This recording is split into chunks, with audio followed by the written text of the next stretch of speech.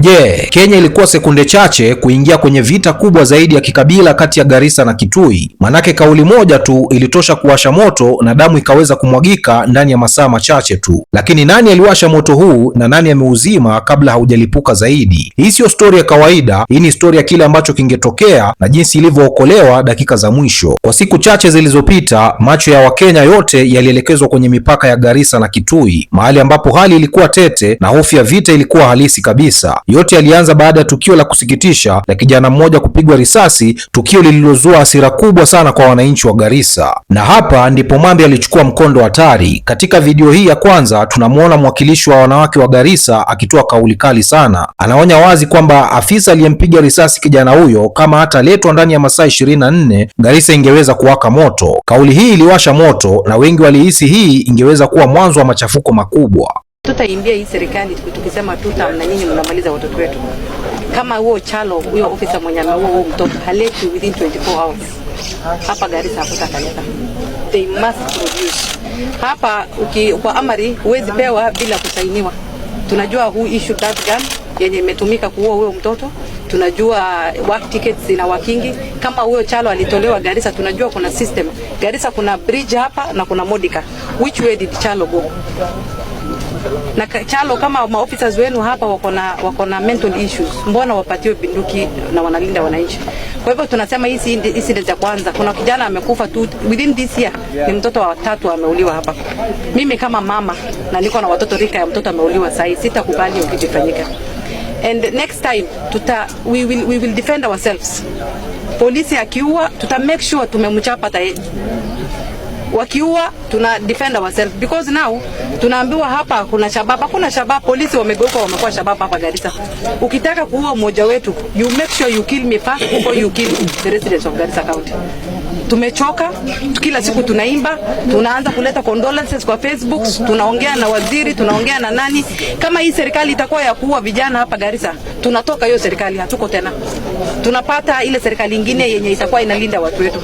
Msitufanye tuende kuimba hata sisi tupate opposition, because we've been here, tunaambia fanyeni hivi, hamtaki kufanya. Sasa kama hakuna development, kama watoto wanauliwa, mnataka watu waishi hapa aje hapa? Na watu wa Mandera na nini, si juzi tu tulisema borders zitafunguliwa. Kuna hatia gani hata kuleta sukari? Na kukiletwa sukari ni kama sukari ni mbaya, must you kill an innocent child? Lazima mtoto auliwe? Hiyo ndio mimi nauliza, ile swali niko nayo. Kwa nini asishikwe? Hii pingu nimeshikilia, si kuna mtoto alikuwa amefungwa. Mbona unaua mtu wako kwa pingu, helpless child mwenye anakuangalia, unashuta at close range? Hiyo tutakataa. From now on 24 hours kama huyo Chalo hatafika na serikali haitaleta huyo mtu, Garissa hakutakalika. We will demonstrate and Garissa is becoming a crime scene na hatutakubali. Hii station afadhali ifungwe, wafunge, we will govern ourselves. Nothing else. Kama mtu ataua mtu, haki ya kuua, an eye for an eye will work in this county. Tunataka kufuata serikali, we are law abiding citizens, hatujai fanya makosa, hatujai ua. Lakini sasa tutaambia vijana wetu, mkipigwa mtembee kwa kikundi, mjizuie, msikubali kuuliwa kila siku. Mitandaoni kulikuwa na hasira na barabarani kulikuwa na hofu na kila mtu alikuwa akiuliza, je, hii ni mwanzo wa vita nyingine Kenya? Lakini sio hayo tu, gavana wa Garissa Nadhif Jama pia aliibuka na kulaumu vyombo vya usalama kwa kulegea. Alisema hakuna hatua zimechukuliwa dhidi ya wale waliohusika na vurugu na mauaji. Hii iliongeza hasira kwa wananchi na kuifanya hali kuwa mbaya zaidi. Ikiwa kuna mhalifu kama huyo ambaye ameharibu ama amefanya hatia kama hiyo, swali yangu kubwa kabisa ya pili ni mbona government security na wako hapa wakinisikiza, how comes that mpaka leo huyo mhalifu ashikwe? Hiyo si swali muhimu hiyo. Mbona security systems wanachelewa kumshika mhalifu kama huyo? You know, hakuna haja ya hatia kama hiyo itendeke alafu tunalalamika kama serikali ya kuu, kama serikali za counties haifahamiki. We need to take swift action. Mambo kama ikitokea, huyo mhalifu, huyo mtu ambaye ni mgaidi ashikwe mara moja. Lakini hapa tunakuja wiki nzima tunalalamika. Huko Garissa pia kuna Mhalifu mwingine askari ameua kijana pia kule, almost now 2 weeks hashikwi. So mimi I want to say categorically, security systems wetu ya nchi hii, tafadhalini mfanye kazi yenu. Najua mnajaribu, lakini time is of essence. Mambo kama haya haitaki ichelewe, kwa sababu inazidi kuleta roho mbaya, si hivyo? So mimi nataka tu niwaambie na wahisi wenzangu, National Government Security Officers, mfanye kazi yenu kwa speed, kwa kiharaka. Msitucheleweshe, kwa sababu kila ikichelewa one day more ndio uchungu inazidi zaidi na tunaumia zaidi, na ndio yani peace inapotea zaidi. Kama huyo mhalifu mgaidi angeshikwa day number 1, leo angeletwa mahakamani na tungefurahi. Yule wa Garissa pia hivyo hivyo. Kwa kifupi, Kenya ilikuwa karibu sana na mgawanyiko, lakini wakati hali ilikuwa mbaya zaidi ndipo hatua za haraka zilipoanza kuchukuliwa. Katika video hii tunaona kitu tofauti kabisa. Gavana wa Garissa Nadhif Jama na gavana wa Kitui Julius Malombe wakishirikiana kuwafariji waathiriwa na hata kutoa msaada kwa mama aliyempoteza mtoto wake wa miaka 14. Hii ilikuwa ishara kubwa kwamba bado kuna matumaini ya amani. Kwa hivyo mimi nasema pole kabisa niaba ya watu wa Garissa. Hii ni kidogo tu kusema pole. Na nikisema pole, nimesema pole, hii ni mwanzo wa mpango.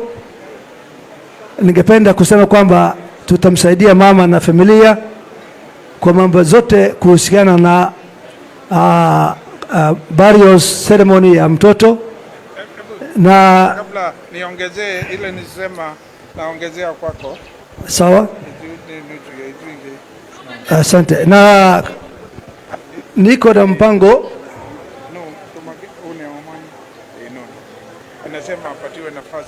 asante.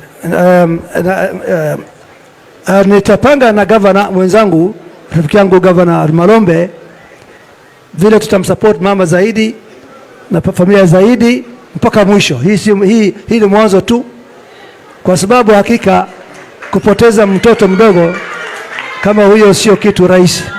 Kwa mama, nitaongea na gavana, tutarudi kuwapatia support zaidi kwa ajili ya mtoto wetu ambaye tumempoteza. Na sio viongozi wa kaunti pekee, waziri wa afya Adan Duale pia alitoa ujumbe wake mzito sana kwa Wakenya akisema unaweza kuchagua rafiki zako lakini huwezi kuchagua jirani zako. Huu ulikuwa ujumbe wa moja kwa moja kuwa amani ni lazima, si chaguo.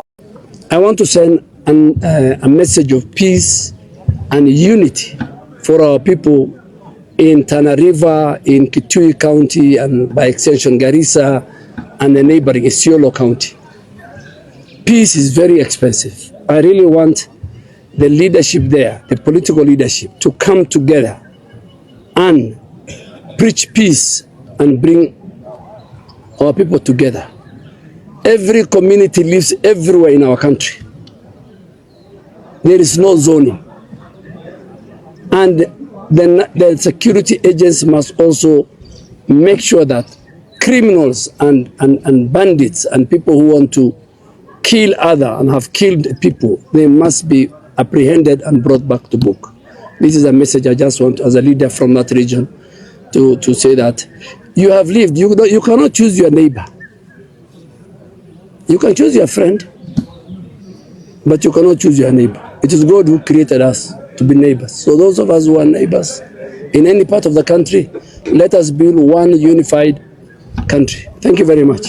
Na hatimaye viongozi wa Garissa walianza kubadilisha tone. Badala ya hasira, sasa wanataka amani na mshikamano. Hii inaonyesha kwamba hata baada ya maneno makali bado kuna nafasi ya kurekebisha mambo. Habari zenu wana Kitui. Mwaseo. Ni mondo wa kwa 10. Niendelee. Kwa majina naitwa Umi Harun. Mimi ni mheshimiwa kutoka Garissa. Lakini mkiniona hivi mnaweza dhani pia mimi ni msichana mdogo. Mimi ni mdogo. Na mimi kama Gen Z napenda amani. Na nikiwa hapa leo imeniuma sana kuona watu wetu jirani hapa Kitui na sisi wa Garissa tunapigana. Inanichafua roho sana, maana tumeishi kwa amani miaka mingi sana. In fact, we know nyinyi watu wa Kitui mko na amani zaidi kutushinda sisi. Na sisi wa Somali na watu wa huko Garissa, Wajir, Mandera, kwa niaba yao nasimama hapa nikiongea, nasema sisi hatutaki fitina, vita na fujo na yeyote hapa, whether ni nyinyi hapo wa Kitui ama Kenya nzima. At the end of the day we are all Kenyans, ndio? Ule mhalifu anafanya ubaya ama anaua watu wetu, whether ni mtu wetu hapa Kitui ama kwingine, afungwe, si ndio? Afungwe. Sisi hatusemi tutaanza kutetea ama tulete mambo ya mtu wetu. Mkamba akikufa, huyo ni mtu wangu amekufa. Mimi kama Msomali akikufa ni mtu wangu bado amekufa, na wewe mtu wako amekufa, si ndio? So mimi nawaomba na nawasihi, kwanza mchukue pole zangu kutoka watu wa Garissa na watu wa Northeastern. Nataka niwaambie poleni sana kwa ule kijana mdogo amekufa. Hata mimi I have a brother of 14 years. Kuona mtoto mdogo akikufa ina uchungu zaidi. Mzazi hafai kuzika mtoto wake, si ndio? Na wale watu 7 pia waliuawa, na waambia pole. Na sisi pia kwa hii rapsha tumepoteza watu wa Garissa bado, na tumepoteza watu huko msituni. So the best way forward, an eye for an eye will make all of us blind. Suluhu sasa, nyinyi watu wa Kitui nataka muniambie, niende huko nyumbani niseme hii vita iendelee, ama niseme tumeleta amani na tutashikana mkono? Nipeleke message gani? Amani, si ndio? Hii barabara mimi napitanga hapa kila siku. Napita hapa na amani, nasalimia nyinyi, nakunywa chai. Juzi nilishindwa kupita, nimekaa hapo 2 hours. Simply because tumekosa amani. So niko hapa kwa niaba ya watu huko nyumbani nikileta pole zao, na mahali wako pia wao wakubali hii fitina na hii vita. So tafadhalini mpokee salamu zangu, mpokee pole zangu. Mimi kama mkazi wa Garissa na kama mbunge wa vijana wa hii nchi, nataka amani na tuweze kushikana mkono, tuzidi kuishi vizuri. Hakuna siku watu wa Kitui ama Garissa washaileta mzozano. Hii isikue mwanzo wa mzozano. Tuendelee kuishi na amani, na munifunze Kikamba, hata nikirudi next time niongeleshe lugha yenu, si ndio? Asanteni sana na karibuni tena. Kwa sasa hali inaonekana kutulia, lakini swali kubwa linabaki. Je, Kenya ilikuwa karibu kiasi gani na vita, na je, tumejifunza kitu? Kwa sababu ukweli ni huu, vita haianzi na bunduki bali inaanza na maneno. Unadhani viongozi walifanya ya kutosha kuzima hali hii, au bado kuna hatari kubwa mbele? Niachie maoni yako kwenye comment section, na usisahau kutufollow au kusubscribe hapa Mizuka Media kwa story kama hizi ambazo wengine hawaonyeshi upande huu. Bwana, mimi naitwa Rish Mizuka, sauti ya vijana wa Afrika Mashariki. Namba 1 ni mimi, namba 2 ni mimi, namba 3 ni mimi, 4 na 5 na waachia nyinyi hapo. Bwana, tukutane kwenye video ijayo.